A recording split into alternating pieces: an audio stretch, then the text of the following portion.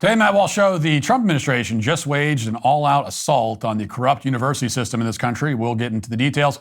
And Democrats have found the strategy that will make them cool again, or so they think. It's called dark woke, and it completely misses the point. And Michelle Obama says that as a black woman, she isn't able to talk about her stresses and articulate her pain, which is weird because that's literally all she ever seems to do. We'll talk about all that and more today on The Matt Walsh Show.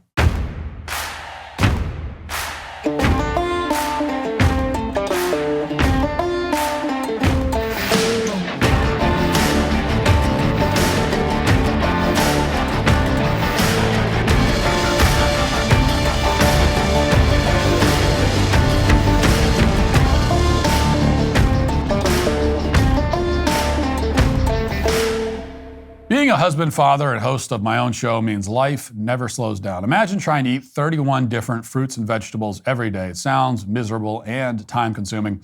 But with Balance of Nature fruits and veggies, there's never been a more convenient dietary supplement to ensure that you get a wide variety of fruits and vegetables every day with 31 different whole fruit and vegetable ingredients. Balance of Nature takes fruits and vegetables, they freeze-dry them, turn them into a powder, and then put them in a capsule. You take your fruit and veggie capsules every day, and your body knows what to do with them. Go to balanceofnature.com and use promo code Walsh for 35% off your first order as a preferred customer. Plus, get a free bottle of fiber and spice. That's balanceofnature.com, promo code Walsh. You won't find a legal theory that's done more damage to this country in the last half century than the idea of disparate impact. Whether you realize it or not, this is a legal concept that has almost certainly impacted your life at some point, along with the lives of millions of other people. In short, disparate impact allows people to sue whenever a policy, whether it's a government policy or the policy of a private business, has a disproportionate effect on certain demographics, supposedly. Doesn't matter if the policy is intended to be discriminatory. It doesn't matter if the policy is completely neutral on its face. All that matters is whether the policy affects some demographics more than others, allegedly. And to give just one example, if a written test for a police academy contains basic math questions which are not racist in any way, the test is still considered to be illegal under the disparate impact theory if, say, 80% of black applicants fail it. The only way to survive a lawsuit under this theory is to prove that, in reality, the disparate impact is strictly necessary for some important purpose of the business or organization. And in practice, especially in places like New York and California, this is extremely difficult to prove. After all, meritocracy is now a racist concept, we're told. Why do police officers need to understand that 2 + 2 = 4 anyway? Don't they have calculators they can use if they need them? A lot of jurors actually think like this, especially the ones who won't venture outside unless they're wearing 2 masks and a portable ventilator. And therefore, most companies and government agencies, in the end, have decided to simply water down their standards in order to avoid the possibility of litigation. Disparate impact was the precursor for affirmative action and equity, as it's called today. Mediocrity has become the norm because it's enforced by law. That's what disparate impact is all about. Now, we've all been conditioned to accept this status quo since the 1960s, even though it's obviously contrary to basic principles of fairness and morality and common sense. Several administrations have come and gone, both Democrat and Republican, and disparate impact has remained untouched. But very abruptly, that changed yesterday when the Trump administration issued an executive order formally ending disparate impact in this country in all contexts. The order, called Restoring Equality of Opportunity and Meritocracy, states that, among other things, disparate impact liability has hindered businesses from making hiring and other employment decisions based on merit and skill. And therefore, according to the order signed by the president, it is the policy of the United States to eliminate the use of disparate impact liability in all contexts to the maximum degree possible to avoid violating the Constitution, federal civil rights law, and basic American ideals, close quote.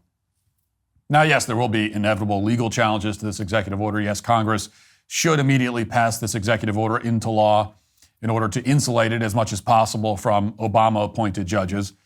But even as it stands, already this executive order is a major step towards reforming America's failing institutions. It's part of a broader effort by this administration to end the era of racial grievance, which has made a husk out of everything that it touched.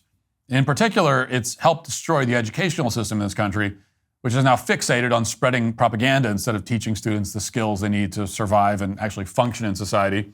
Universities currently spend, of course, most of their time administering affirmative action programs and teaching students about the evils of white supremacy and colonialism and so forth.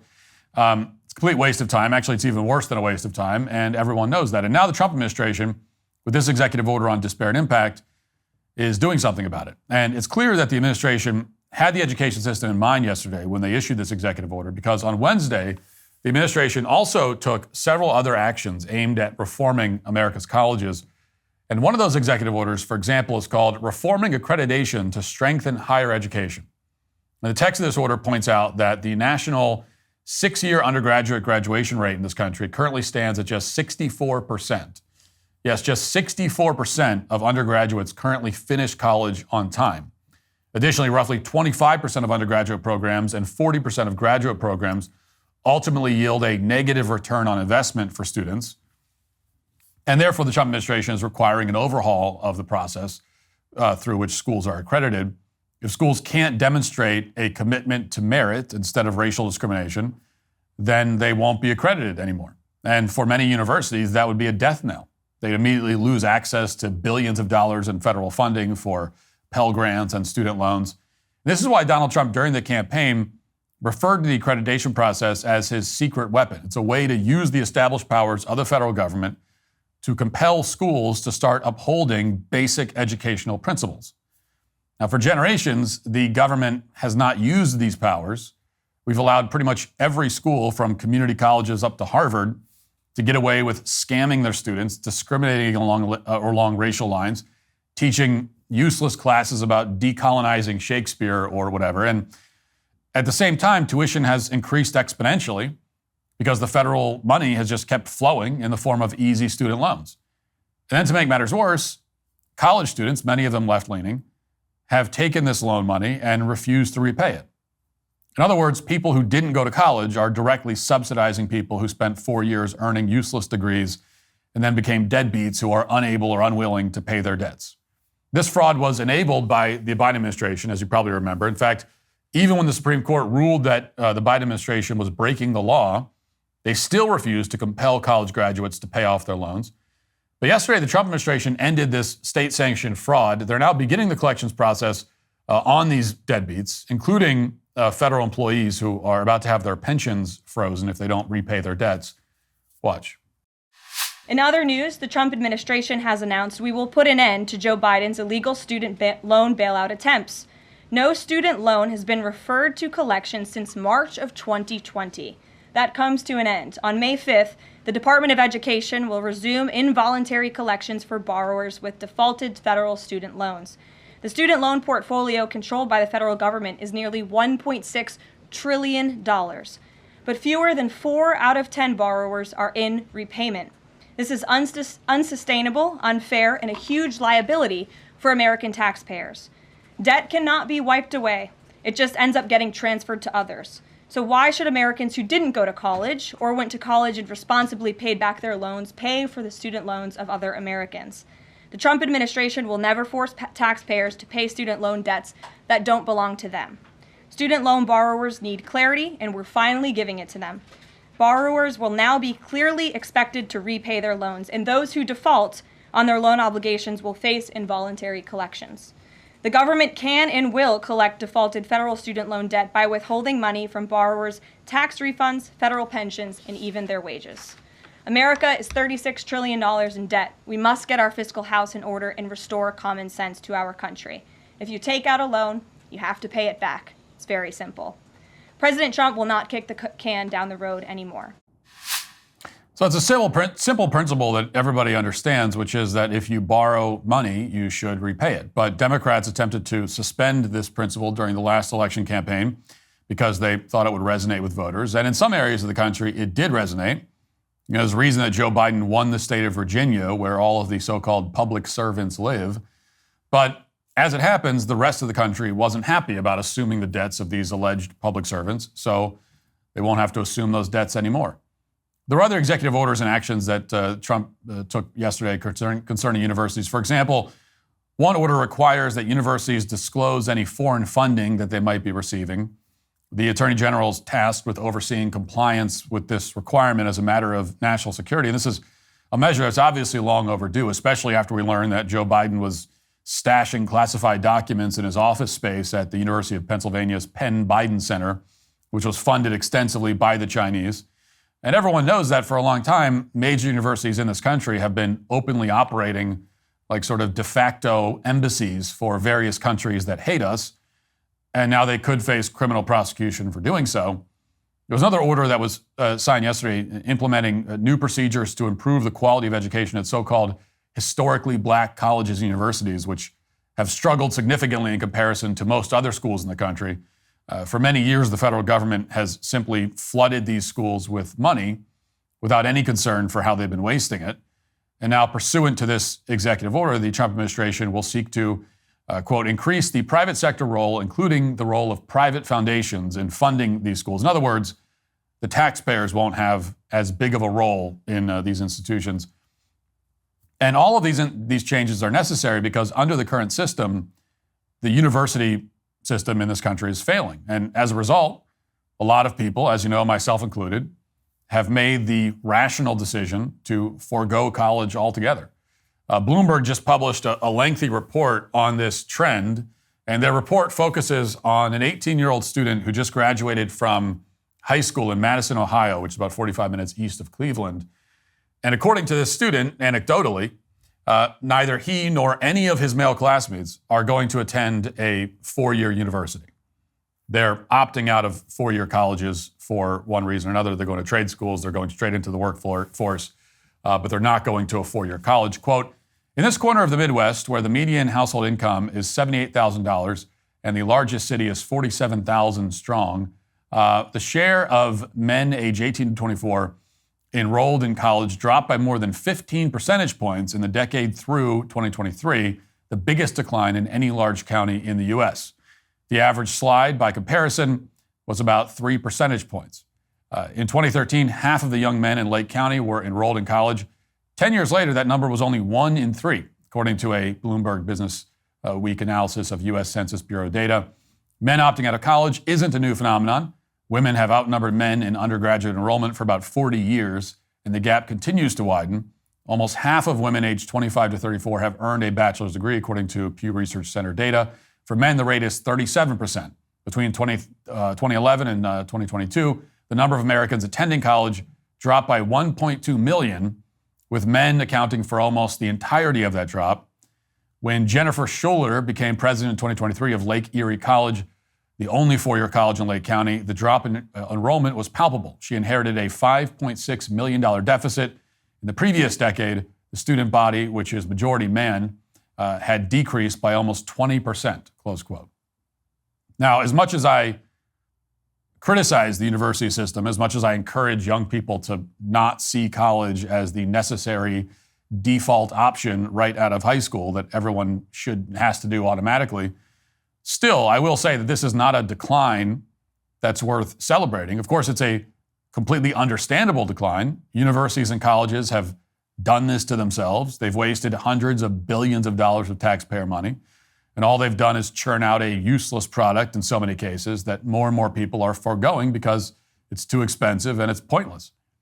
I mean, it's completely rational for millions of students to stop attending these schools. That's true. But ultimately, that's not exactly the outcome we should want. A functioning country should not require that every 18-year-old goes to college, but it should be able to offer 18-year-olds a variety of good schools to attend if they want to master some highly specialized skill, whether it's engineering or programming or medicine or whatever. And that's the main reason people should be going to college, is in a situation like that.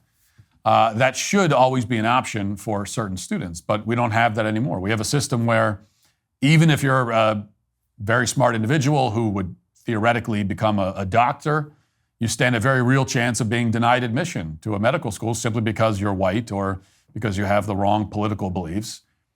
And if you're confronted with that possibility and you're 18 years old, why would you bother with the whole process? Why not take a guaranteed job where your skills will pay you right away? Why subject yourself to hundreds of thousands of dollars in debt and years of indoctrination, especially if it may not pay off, for reasons that are both completely unfair and outside of your control entirely? Now, young people are asking these questions, and the only correct answer is to tell them that this insanity is coming to an end. Otherwise, the education system will continue to fail. And the good news is that finally, for the first time in a very long time, some action is being taken on this front. The other day we talked about efforts by elementary schools to indoctrinate children into the gender cult and how it looks like the Supreme Court is about to put an end to those policies, or at least guarantee that there will be opt-out options for schools that have these policies, which in effect will end up ending the policies because most parents will opt out of it. And now we're talking about how the Trump administration just issued an all-out blitz of executive orders that are designed to restore merit and competence to all of America's institutions, including its universities. This is progress. Now, it's not a guarantee that these institutions will be saved. Harvard in particular is fighting back, as you would expect, but it's a start. And the truth is that the education system can either teach students or it can attempt to brainwash them into the religion of leftism. Those are the options. There's no middle ground. And if there's one thing this week has made clear, it's that the current administration, unlike every other administration in recent history, understands that choice very well. Now let's get to our 5 headlines.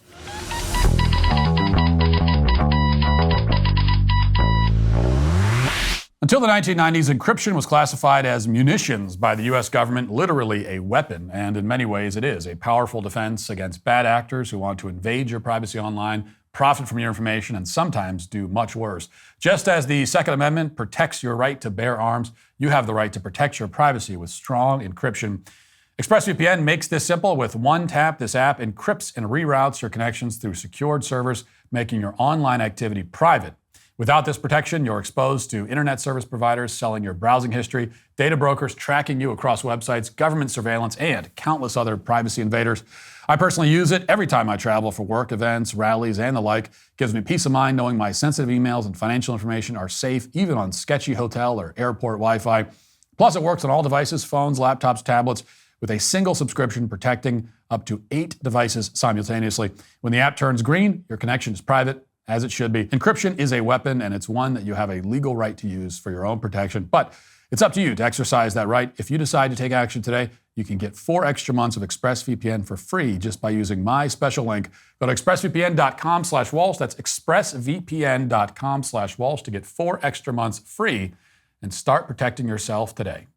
So Elizabeth Warren, who apparently is still alive, appeared on a podcast called Talk Easy with Sam Fragoso, and never heard of that, but that was the podcast she was on.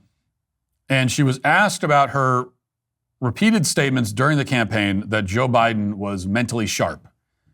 And you could tell that she was not expecting this question at all. She was not prepared to answer it. Watch. Do you regret saying that President Biden had a mental acuity? He had a sharpness to him. You said that up until July of last year. I said what I believe to be true. And you think he was as sharp as you?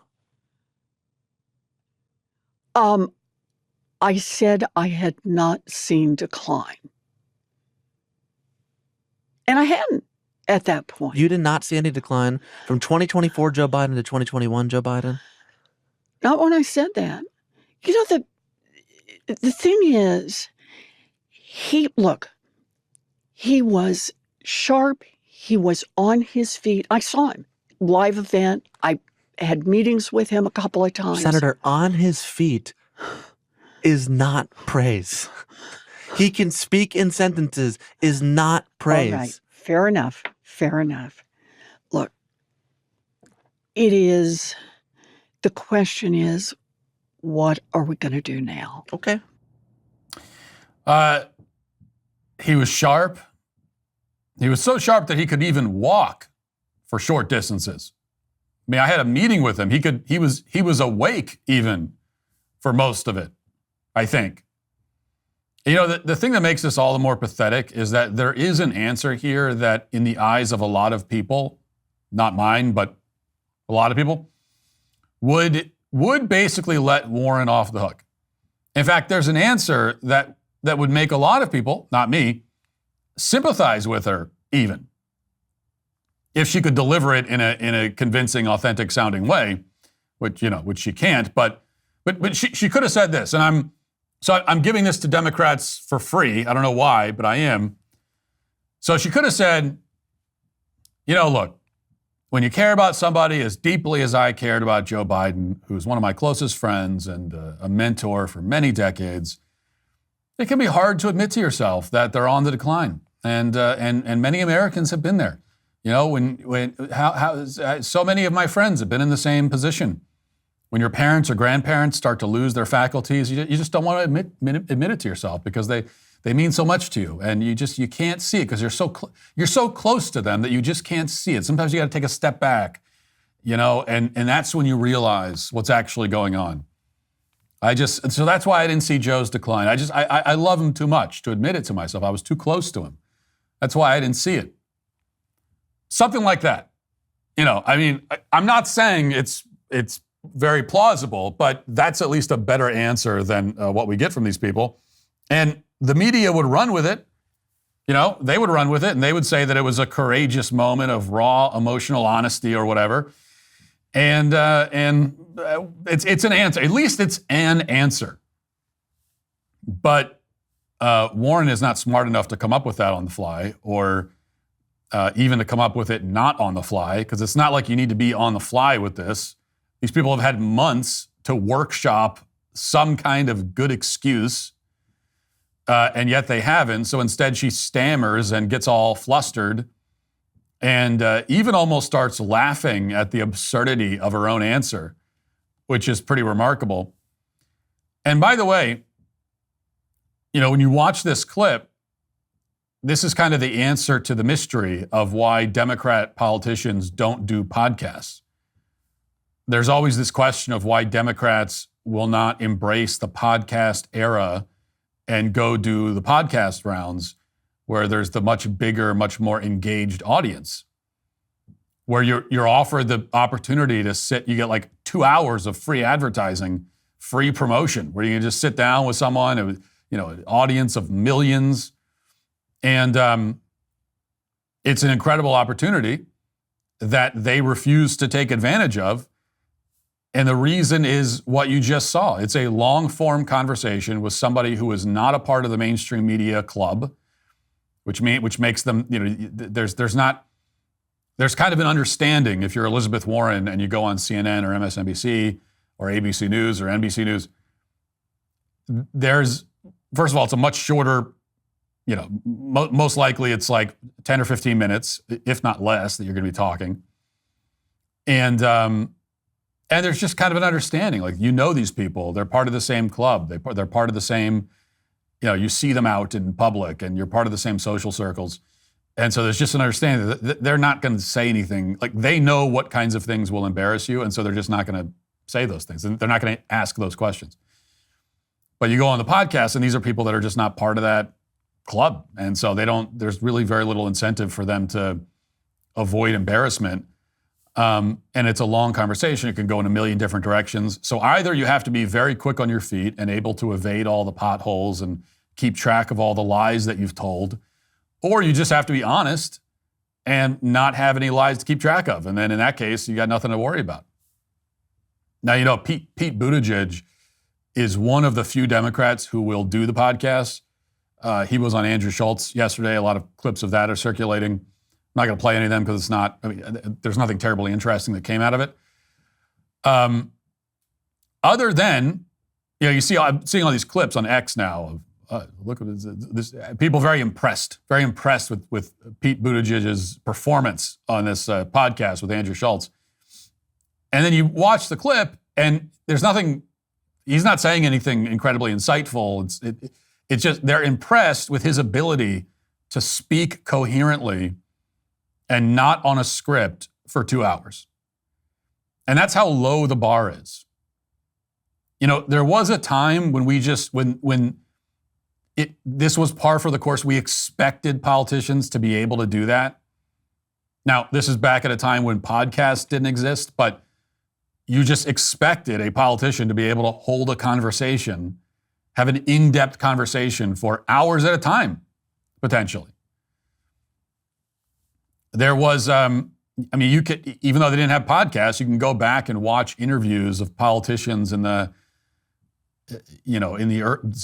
early days of the news media. Go back to the 60s, and you could see these interviews that maybe weren't 2 or 3 hours long, like Joe Rogan, but were long enough. They were long form interviews, and And even your average politician back then was just impressively insightful and intelligent compared to what we have now. So, so you've got the two categories of people now of politicians who can kind of do this, who can go on these podcasts and do these interviews. And again, one category is smart enough to think on your feet, or just honest and you got nothing to hide. Or both. Maybe be smart and honest. That's the best combination.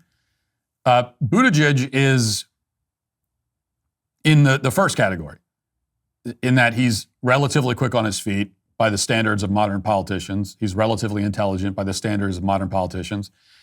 And he can keep track of the lies that he's supposed to be telling, and he can kind of get around the landmines. And so he performs well enough.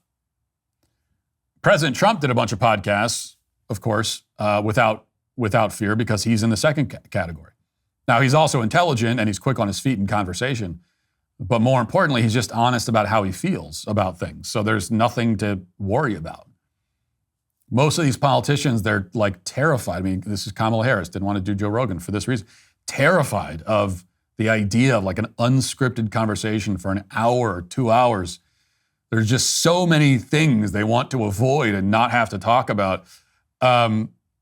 Trump did not have that compunction, because for him, it's like, yeah, I'll tell you what I think. I don't care. The Dems don't have very many people in either category, really. Least of all the second. And when someone is not honest and also not especially quick or intelligent, and they try to do one of these podcasts, one of these long-form interviews, well, you get what you just saw there. And this is the problem that Democrats have and are going to continue to have, which I think transitions us into this that I wanted to talk about. It's kind of related, but I've had this on deck for a few days. So over the past few months, there's a phrase, a term that started popping up in headlines, and the term is dark woke. Is the term, and this is a new form of wokeness that has emerged. It's called dark woke. And the media is very excited about it. They're very excited about this. This is perhaps the answer to countering Donald Trump and MAGA. They've not been able to come up with an answer over 10 years. What's their answer? And they think they've finally landed on it. And they're calling it dark woke. And now the New York Times has a long think piece on the topic. Headline, what is dark woke? Democrats are trying out a new attitude. It's provocative, edgy, and perilously towing the line of not being too offensive. Sounds exciting. Provocative, edgy. It's been a long time since we got anything like that on the left, anything that could be called provocative or edgy from the left. So here's what the article says. There was a time last summer when the Democratic Party was cool. Kamala Harris had just stepped in as Democrat Party nominee for president in the waning days of brat summer. She went on the popular podcast Call Her Daddy. Tim Walz's outdoorsy drip led to a Chappell Roan-inspired camo trucker hat. The memes were flowing, and the party's mood was high. Now, just to cut in here, we haven't even gotten to dark woke yet, but just to cut in just for a moment, to clarify, editor's note, the Democratic Party was not cool during that time. Okay, so you say that there was a time last summer when the Democrat Party was cool. No, there wasn't. That time didn't exist. No, it thought it was cool, but that's a very different thing. In fact, thinking you're cool and being cool are not only different things, but like opposite things. Or I should say, the Democratic Party was trying hard to be cool. And that was all the memes and the trucker hat and the brat summer stuff and this and that and the whatever it was with the coconut tree and the TikTok videos. I don't even know. Trying hard to be cool. But being cool and trying hard to be cool are definitely opposite things. The essence of being cool is not trying to be cool, right? That's like the paradox of coolness, is that the moment you try to be it, you aren't it. The only people who can be cool are people who aren't trying to be cool. Every attempt fails by definition. cool is perhaps it's like a riddle. It's like what's the one thing you can become but cannot try to become? And that's cool. Someone can become cool, they can be cool, but you can't try, you can't attempt it. You can't say, what, I'm gonna give being cool a shot. Let's try this out. Let's give this a spin. Already you're not cool. It's like no matter what happens next, you're not cool just because of the way that you approached it. So anyway, back to the article. As liberals try to get their groove back, some party insiders say Democratic politicians have been encouraged to embrace a new form of combative rhetoric aimed at winning back voters who have responded to President Trump's no-holds-barred version of politics. It's an attempt to step outside the bounds of political correctness that Republicans have accused Democrats of establishing, and requires being crass but discerning, rude but only to a point. Online, it has a name: dark woke. Republicans have essentially put Democrats in a respectability prison, said Bhavik Lathia, a communications consultant and former digital director for the Wisconsin Democratic Party. There's an extreme imbalance in strategy that allows Republicans to say stuff that really grabs voters' attention while we're stuck with boring pablum. I see this as a strategic shift within Democratic messaging. I'm a big fan of dark woke. Dark woke for now is a meme that lives mostly online, but its roots have been sown throughout the party for years. In the waning days of the Biden administration, memes about Dark Brandon often referred to the version of the former president that conservatives most feared. Outside the party, the dirtbag left, the term for a cohort of leftist provocateurs, inspired headlines for their unrestrained derision of conservatives and liberals alike. Okay, so first of all, the idea that the Democrat, you hear this from Democrats all the time, that this fantasy that, they're in a respectability prison, that they're held to this standard of being respectable, that Republicans aren't. The truth, of course, is exactly the opposite. We talked about this, yesterday, 2 days ago, that, you've got liberals right now on a nationwide campaign, for instance, of vandalizing and destroying Teslas because they don't like the guy that owns Tesla. They're celebrating the massive drop in profits, the stock hit. The DAs are refusing to prosecute. Like, really? That's your respectability prison? Really? That's your problem? Is that you're too respectable? Like this is the side that not too long ago was setting entire city blocks on fire because you were upset. So I don't think that's your issue. But this is what they're claiming, and that Democrats have this problem, and they've started to get more aggressive and more confrontational because they weren't already, right? With the rioting and destroying vehicles and all that, they weren't already aggressive and confrontational enough. But that's what they're doing. They're offering Jasmine. They offered Jasmine Crockett as given as an example in this article. And this is dark woke. And the New York Times says that it may just save the party. This is the party's redemption, is dark woke. Now, the problem is that this is all an attempt to basically mimic what they think they see on the right. But they don't understand what they're seeing. This has always been the left's biggest, their downfall, really. Their Achilles heel is that they are incapable of understanding their opponents. And if you don't understand your opponents, you're hopeless. You're going to lose. So they don't understand what they're seeing. For one thing, it's the reason why the people on the right who have achieved popularity and influence, whether we're talking about Donald Trump all the way at the top or podcasters or anybody in between, they've achieved it not because they're crass and confrontational and insulting. That may be part of, that may be a personality trait of some of them, right? But we know that Donald Trump has a tendency to insult people he doesn't like. There's also people that are sort of at least perceived as being on the right, being kind of right-wing, part of the right-wing podcast sphere who don't do that at all. Like Theo Vaughn, for example. Now, he might use profanity, but he's not insulting. This is not an insulting. He's like a really nice guy. He seems like it anyway. It's actually part of his brand.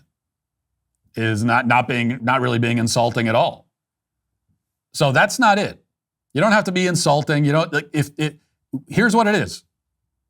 Again, if I'm doing Democrats a favor by explaining things to them, it doesn't matter because they won't listen to me anyway. Which is part of your problem. Is like you don't understand us, and even when we try to help you out, which we shouldn't even do, by explaining to you, it's like we'll explain ourselves to you so you actually understand it. You still won't listen. I am someone on the right, and I'm trying to explain to you how it works. And if you're on the left, you'll just tune this out. You say, well, what do you know? Don't listen to him. So, for what it's worth, which I guess is not much, the way that they have achieved this popularity is not simply by being crass or insulting or anything. It's through authenticity. Okay, this is the fundamental thing that has always made Trump so appealing, is that he's being authentic. He came onto the political scene and he was exactly the same guy there as he had been for decades. And for him, yeah, he can be kind of crass, kind of profane. He can start insulting people. He can do all that.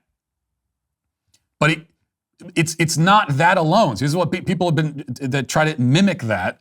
It's all, this was his formula. No, the reason why it works for him is just because that's who he is. And it resonated with people not because they were so impressed that, oh, look, here's a presidential candidate who used the S word. It's not that. It's just like, well, that's the kind of guy he is. That's how he speaks. And he's speaking like this now, and he hasn't changed just because he's running for president. And we respect that. So whether you hate or love Trump, whether you hate or love the guy, he's just being who he is. And it's the same thing with the podcasts that are most popular. What makes them popular is the authenticity. It's a format where it kind of naturally strips away the sheen and the gloss, and you're left with real people having actual human conversations and saying what they really think about things. So if you're on the left and you're looking at this and you're studying it like some kind of mathematical equation, and then you're trying to follow the same formula, you've already lost. It's not going to work. The formula is that there is no formula. Donald Trump doesn't have a formula. He's the least formulaic politician that's ever existed. The formula is just himself. Joe Rogan is not trying to follow a formula. He's just having conversations with people who interest him. He's exploring things he finds interesting with people who he thinks are interesting. That's it. That's the whole formula. That's actually it. Theo Vaughn, as I just mentioned, what's his formula? There isn't one. He's a curious guy who's also very funny, and that's it. It's not a formula. It's just who he is. And so they're trying to copy a formula, but the formula is, again, that there is no formula. And then you have to deal with the actual substance. And one of the things, again, that makes right-wing podcasts and the MAGA movement generally popular is that these are people who are saying the things that lots of people think but aren't supposed to say. Okay, how do I get away with saying all the stuff that I say all the time? Well, first of all, it's what I actually believe. And the audience knows that I'm just being honest. I'm telling you what I believe. So whenever there's a big controversy and people get upset and they're saying, "Oh, can you believe what Matt Walsh said?" My audience hears that and says, "Yeah, so what? It's what he thinks. You don't have to think the same thing, but it's what he thinks. So what's the big deal?"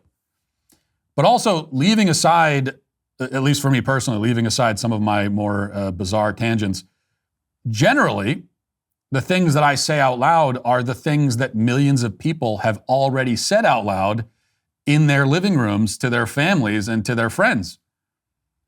And that's the case for almost anybody on the right with any size platform. Much of our success is due not to trying to be edgy, but almost the opposite. It's due to the fact that most of what we say is stuff that hundreds of millions, if not billions of people believe. It's the stuff that everyone believes, but you're not supposed to say. You know, when I got in trouble with after the Austin Metcalf stabbing, saying that, you know, well, everyone already knew the assailant was a young black male. Even though there was a controversy around that, everyone in my audience heard it and said, well, yeah, I mean, of course, we all think that. Okay, so let's be real. Let's just be honest. We all think that. Now, over on the left, and this is why dark woke just doesn't work, with leftism, it's all about saying things that nobody really believes. So on the right, we say what everyone believes, but you're not supposed to say. On the left, they say what nobody believes, but you are supposed to say. It's the stuff that people believe versus the stuff that people pretend to believe. There is no dark woke version of that. There is no edgy way, right, to go about that. There is no edgy way to avoid the basic truths of life, which is what wokeness is. It just can't exist. You cannot be woke and edgy. You cannot be woke and provocative. You could be woke and use profanity, right? You could be Jasmine Crockett, using profanity and screaming and yelling and all this kind of stuff. But that doesn't resonate with people. Because the problem is that you cannot be woke and honest. That's the point. If there's one word that could describe why podcasts are so popular, it's that word. Well, we already said authentic or honest, either one. You know, it's basically the same thing. Which, by the way, doesn't mean. So on the left, when they complain about the podcasting world and they say, "Oh, you know, there's misinformation. Not everything these people say is true. They say things that aren't true sometimes."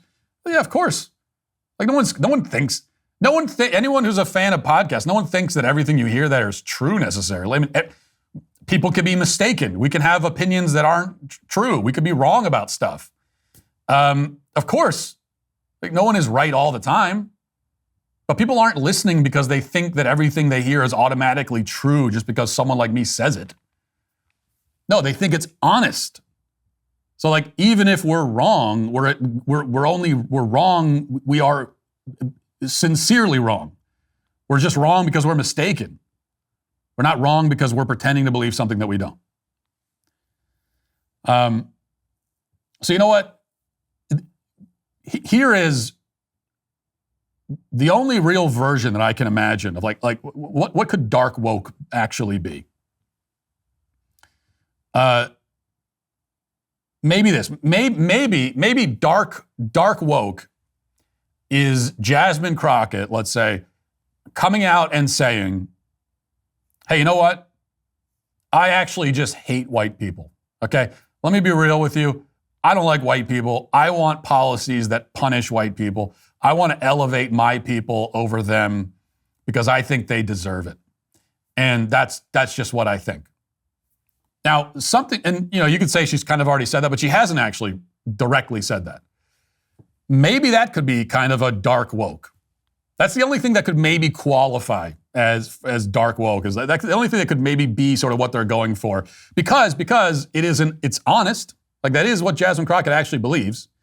So if she came out and said that, I would strenuously object to it on the merits, but I would give her credit for being honest. I would say, okay, well, at least she's being honest.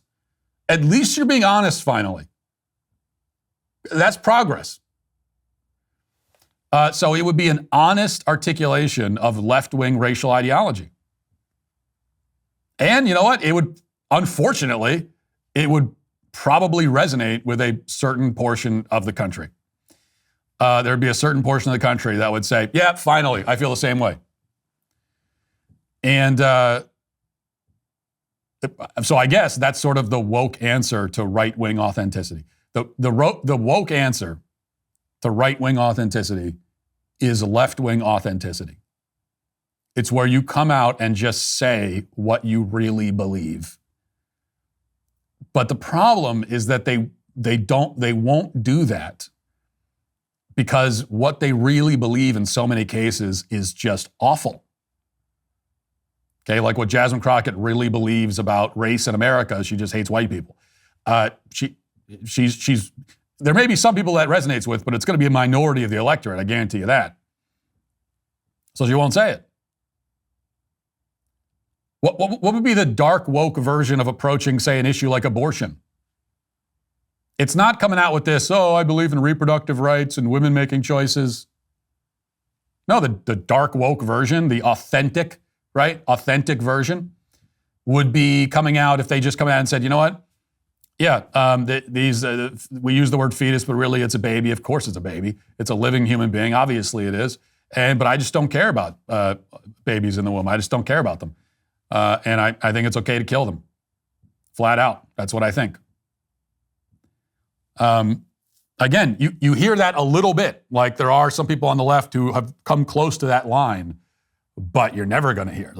No Democrat politician will ever come out and say that, even though it's what they actually think. And that would be the... So go ahead. I'd like to see Democrats do that. You know, on the right, we're pretty honest about what we think. So on the left, just be honest. Just come out and say what you really think about all this stuff. Let's just put it on the table. Let's put it all on the table. And then we can have some real arguments, real debates in this country where everyone is actually being real and honest about what they really think. During this holy season, I'd like to take a moment to think about something amazing, which is you. Psalms tell us that God carefully knit you together in your mother's womb. You saw who you were and who you were meant to be before you even existed. At Preborn Ministries, they believe each person is made in God's image and that all life is sacred and eternal. Maybe not all pregnancies are planned, but that's okay. Whether planned or not, all life has incredible value, and God has a purpose for everyone each day that they're here. Today, I invite you to thank God for the gift of life and to remember the babies still in their mother's womb. Their lives matter too. Last year alone, Preborn's network of clinics helped save over 67,000 babies from abortion.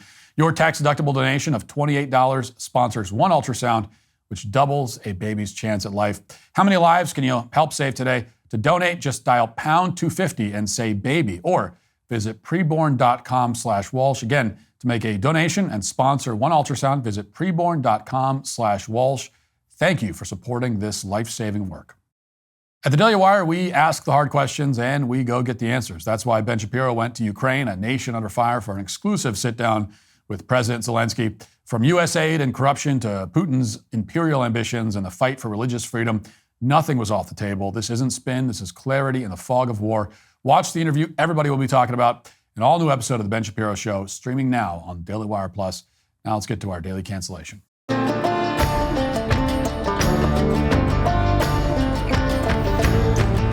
As we've discussed on the show before, Michelle Obama has made a career pivot into podcasting. Lots of people thought that she would run for president. Instead, she's run for podcaster. And this campaign is having about as much success as her presidential campaign would have had. It's not going well, in other words. Now, we've dealt with Michelle's podcast already. I hadn't planned to revisit the topic, but a clip from her latest episode is now making the rounds on social media. And it's so cancelable that I have no choice but to do a segment on it. So here we are, and here is Michelle Obama, yet again. Listen. We grew up with women who weren't voicing the pain and the burden. They made it look easy. And when you make stuff look easy, people assume that you must like this. Yeah. It's okay with you, right? Right. You know, we don't articulate as Black women our pain because it's almost like nobody ever gave us permission to do that. And does anyone care? Yeah, there's Will that. they care? There's we part. knew, I think we would care. If we knew. If we knew. Or, you know, yeah, and we have to ask ourselves, the men in our lives is, you know, why wait to be asked? You know, it seems like what we go through is pretty obvious. I mean, maybe we're not complaining, but we're actually living life out loud, you know, turn that cycle on its head. Yes. And we have to talk about our stresses openly, you know. And also as Black women, we are so easily labeled as angry and bitter. I see the difference in some of my white female friends. I see a lightness, an ability to be in the world and see what's going on, but still be not as burdened about it as I think I am. You know, I think that what I see happen in the news, you know, the assault on immigration rights, the challenges that face our community, the inequality, I think it burns at me in a different way. Because it affects you. Yeah. It affects your children. Yeah. It affects you. Yeah. Now, I'm no fashion guru, but Michelle Obama appears to be going for a kind of 1500 BC look. She's dressed like one of the wives of an Egyptian pharaoh or something. Don't quite understand the look. But in any case, aside from that, 3 points to make here. First of all, Michelle Obama has an estimated net worth, along with her husband, of $70 million. And I suspect that's a pretty significant undercount. The Obamas, for example, made $65 million on one book deal in 2017. And to put it mildly, as someone who's written books myself, $65 million as a book advance for two books, one from Michelle, the other from Barack, is astronomical. I mean, mind-boggling amounts of money. And Michelle didn't even write her book. She had not just one ghostwriter, but an entire team of ghostwriters. That's the kind of luxury and privilege that few people in the history of this country or the world have ever enjoyed. It's a luxury and privilege that none of her white female friends have enjoyed. I mean, Michelle Obama is almost certainly richer than almost all of her friends. She's more famous. She's more powerful. She's more influential. She's more beloved. She's more celebrated. She doesn't deserve to be any of those things, but she is. And yet, if you listen to her without context and you didn't know who she was, you would think, based on the way that she speaks and what she says, that she's like impoverished and oppressed. You would think that she works for a house cleaning service or something. She drives home from her 14-hour shift every day in her beat-up Honda to her two-bedroom rancher, tries to feed her children Kraft macaroni and cheese for dinner, but the power's shut off because her account is delinquent. That's the kind of life you would imagine someone must live based on the way that she speaks. You would never guess that, in fact, this woman is chauffeured home to her 7,000 square foot coastal estate in Martha's Vineyard after a long day of doing whatever the hell she wants because she doesn't have a job and hasn't had one for like 30 years. This is what a victim mentality does to you. It means that you can never be happy. You must always be a victim. You could be the richest person on earth. You could be the supreme dictator of the planet. You could have more power and wealth than any human has ever possessed, and you would still be unhappy. You would still feel put upon and persecuted.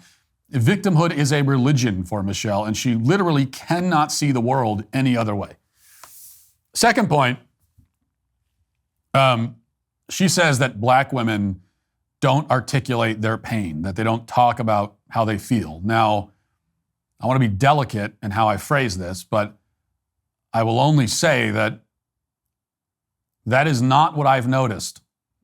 If someone asked me to describe black women, afraid to tell you how they feel is not the first description that would come to mind.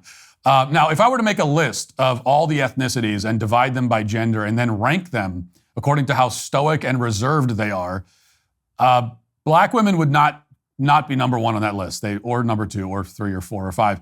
For the record, I think East Asian men would probably rank the highest, and then probably Eastern European men, Western European and American men might land at number three. You'll notice that all of the spots at the top of the stoicism list are occupied by men, and that's because women in general, black, white, or any other color, are not generally shy about, as Michelle says, articulating their pain. And I say this with all due affection to women, but if a woman in your life is feeling sad or hurt, you'll know it. If a man in your life is literally dying, you might not know it. Michelle Obama is herself a perfect example of this. All she's ever done is articulate her pain. Like, I don't know Michelle Obama. I've never met her. And yet I know exactly how she feels. I know everything about her emotional state. I know about all of her fears and worries and stresses and concerns. I'm not even trying to know any of that. I'm not interested in knowing any of it, but I do because it's all she talks about. Third, finally, whether you're a man or a woman, and no matter your race, I think that we would all do well to take Michelle Obama's advice to heart and then do exactly the opposite of what she's saying. You know, she says that it's really important to articulate your pain and talk about your stress. Well, I think we should go exactly the other way. You should actually be talking about your stresses and pains a whole lot less than you likely already do. However often you talk about your stresses, you should ratchet it down by about 75%. Or let's say 95%. Contrary to Michelle Obama, talking about your pain and stress is generally an unhealthy, selfish practice. Now, for one thing, and you have to understand this, most people don't care. Okay, your stories of woe are boring to them. When you start droning on about it, they politely listen, but in their heads, they are just waiting for you to stop. Because everyone has their own problems that they're dealing with. They also have people very close to them in their lives who are not you, spouses, children, whose problems are also their problems, right? So they don't have the mental or emotional capacity to care that much about your issues.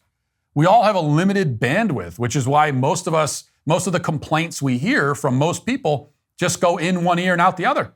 We don't have the space to store that information on the mental hard drive, even if we wanted to. Now, you know, a lot of people seem to find this fact very troubling. They just can't deal with the fact that 99.99999% of the people on the earth truly don't care about their problems at all. Like at all. But no matter how you feel about this reality, it's still the reality. And there's also no reason why it should be troubling to you. This is all the more reason, by the way, to get married and start a family and remain closely bonded to your family. These are the people who care immensely about you. Most of the rest of the world would hardly notice if you died. But these people, these few people, they love you deeply. They know you intimately. Although even they don't want to listen to you complain 24/7. I mean, the honest truth is that most of your worries and most of your stresses and personal hangups are not interesting or relevant to any other human on the entire face of the planet. That web of tangled anxiety in your mind that you spend all day staring into, like nobody wants to hear about most of it. Certainly not constantly, certainly not on a daily basis. And that's why if you really want someone in your life who will sit and listen to you complain incessantly about every last little thing you're worried about and stressed about, you have to pay them to listen. Only your therapist will endure that kind of barrage of self-obsessed whining. And they only do it because you pay them to. And even they are annoyed by it and are probably making fun of you behind your back. So you can choose to find this fact isolating and depressing. You could choose to see it that way. I prefer to see it as liberating. You know, the fact that most of your pains and stresses are boring and uninteresting to everybody around you, including and especially your family, is a good indication that most of your pains and stresses are just not that important. You can be free of them. You know, now you can whine to yourself and say, nobody cares about this problem I have. It's not fair. Nobody cares. Or you can stop and think, well, wait a minute. Maybe nobody cares because it's actually unimportant. Maybe nobody cares because there's not much to care about. Maybe nobody cares about the vast majority of my incessant complaints because my complaints are small and dumb and superficial. You could see it that way too. You could choose freedom. Freedom from your own petty narcissism. But that requires a certain amount of self-awareness that Michelle Obama simply is not capable of. And that is why she is today, again, canceled. That'll do it for the show today. Thanks for watching. Thanks for listening. Talk to you tomorrow. Have a great day. Godspeed.